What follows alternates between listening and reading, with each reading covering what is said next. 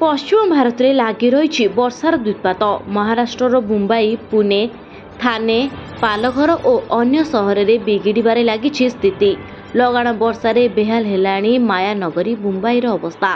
प्रबल वर्षार बहु स्थान में रास्ताघाट बुड़ी लोकों घरे पानी पशिछि। मुंबईर संधेरी और चेंबूर आदि अंचल उबुटुबु होउछि।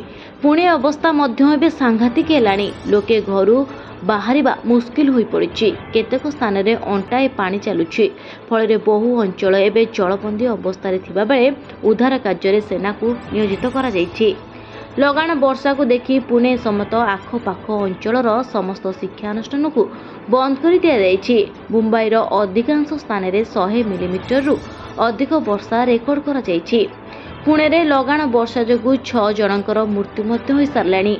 स्थिति अधिक खराब हेबाकू लागिथिबारु उद्धार कार्य को त्वरान्वित करने को प्रशासन सहायता नैछन्ति सेना। जलबंदी अवस्था थिबा लोकों को उद्धार करी सुरक्षित स्थान को स्थानांतर करने को युद्धकालीन भित्तिरे काम चली रही।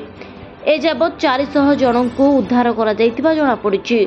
उद्धार कार्य रे एनडीआरएफ, अग्निशम बाहिनी, स्थानीय प्रशासनिक टीम भी नियोजित अछन्ति।